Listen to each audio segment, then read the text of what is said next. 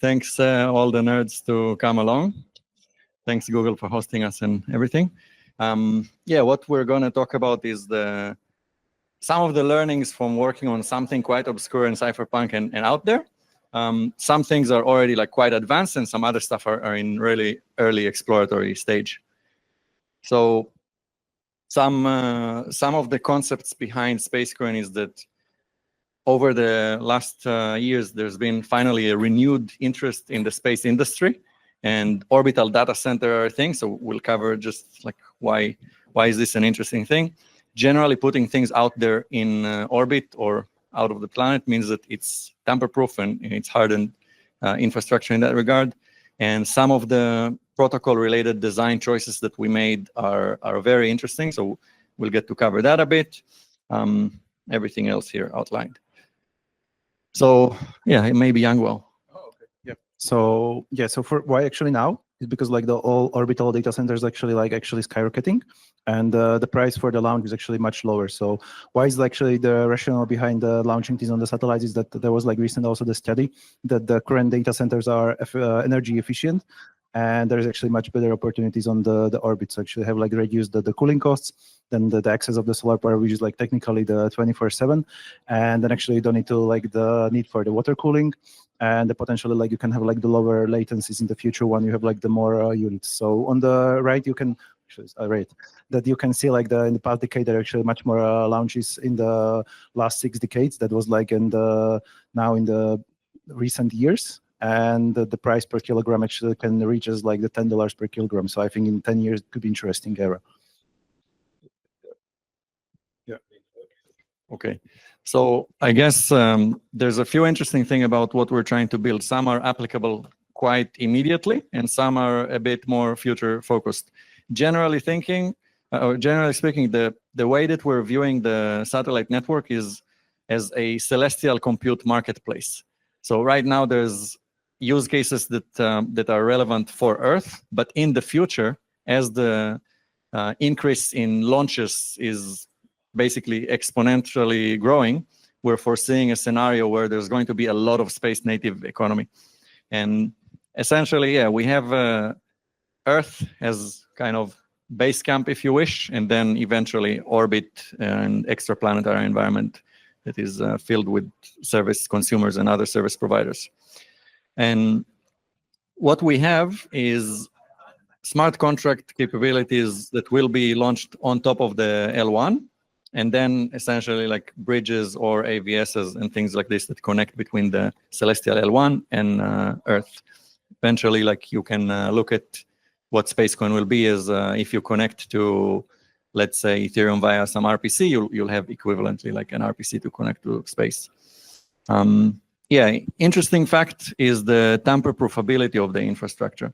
So in about last 3 years, we've experimented with a number of different satellites with different communication modules. The latest one that was launched with our aerospace partner, CryptoSat, renamed Aptos Orbital, is equipped with the Iridium antenna, which essentially allows us to connect to the satellite not just when there is a visibility window, because it's the same technology that satellites phones are based on. I think this month or early next month, we'll be starting to launch a new series of satellites called Sea Edge. And those are already all equipped with the Iridium antennas, and potentially future generations will be equipped with even better communication modules. So that gives the immunity for traditional side channel attacks and all kind of other properties. The way that we can reach the network is, I think, like 30-ish seconds to be like having for sure a read and download, like a write and download. And all that is kind of the hardware that we're relying on, and is quite challenging to design for when you think about competing with something like Solana or Mega ETH or stuff like that. So we'll get to how do we actually solve it when these are the latencies. Yeah, so the kind of network architecture that we we're conceptualizing in the recently published blue paper we worked on with Professor Dalia Malki from UC Santa Barbara. What we're proposing there and what we're now starting to specify as a protocol is a L1 in space, which is essentially the celestial component, can have high latency, can have constrained bandwidth, but obviously is much more resilient to any attacks. And then on Earth, we're essentially using the uncelestial committee, the uncelestial component, as L2 that actually we did find a mechanism to give pretty robust security guarantees. And yeah, we'll get to a little bit more of it if we'll have enough time here. I don't have a timer, but please signal for me. 5 more minutes, okay, cool. Is Marcus heard here? Yeah, Okay. So yeah, we basically chose the hot stuff one. It's I think hotshot, espresso hotshot is one of the candidates we're looking. Streamlined consensus, linear communication, and elastic leader selection. And the reason is that when you're communicating with the satellite is you have certain satellites that are in blind spots, so then you cannot allow for something like a heavy gossip protocol like Tendermint or otherwise, the things that require a lot of communication. And in space, we kind of need to account for that. So we only require connectivity to one single leader. And this is the flow of how we reach the consensus on layer 1. We basically have two scenarios here of visibility. You have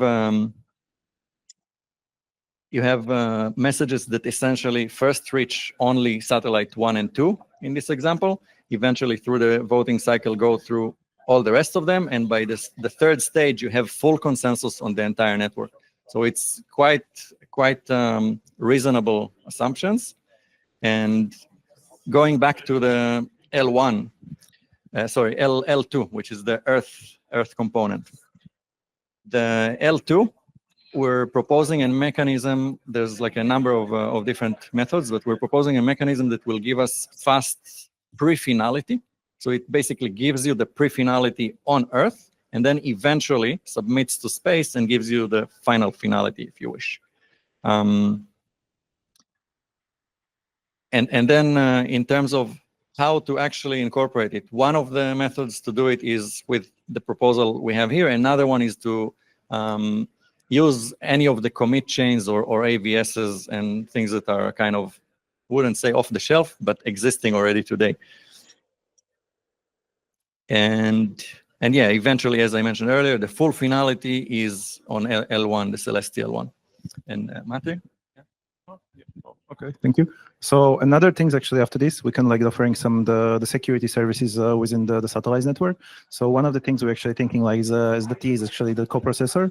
It enables like the potential doing some FAG ones. We actually get the access to more broad the bandwidth, as the space computation is actually already sort of abundant these days. And then we can like build the apps like the secure custodians. Actually, you can like store the keys in some MPC scheme, which is leveraging our current consensus from the finality and the stuff. Then we can have like providing some C, T, and G on through our satellites, because we have like better exposure for the radiation from the sun. So we call it like the cosmic entropy. It can be like plenty useful on the applications down here on the Earth. And then with another creative use cases we can is like the secure deletion with the physical guarantees that as we are delete some things on the satellites, technically is like nobody can reach it afterwards, because like it's physically untouchable.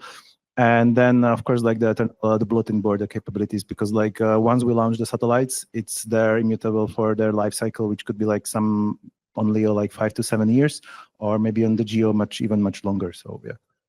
Just a word on the internal bulletin board. So essentially here is, if you have a network, even like Bitcoin, that eventually when the fees go down, so a state level actor can go and attack it. But if you have that bulletin board as a backup, you're safeguarding Bitcoin forever, because you take a periodic snapshot. So that's one of the very cool features of SpaceCoin. Oh yeah, and that's as we are running short time. So we actually plan is the support having the compatibility even with the EVM or the SVM, of course. And then will be like having looking for the deployments for the bridge contracts and the future extensible on the WASM and the risk-based VMs. And yeah, and pretty much that's it. So you can keep us follow. We are always like looking for the L1, L2 foundations, the wallets, validators, and the entropy providers, so we can like work with them and provide some of the entropy that would be like earliest. So okay, thank you for your attention.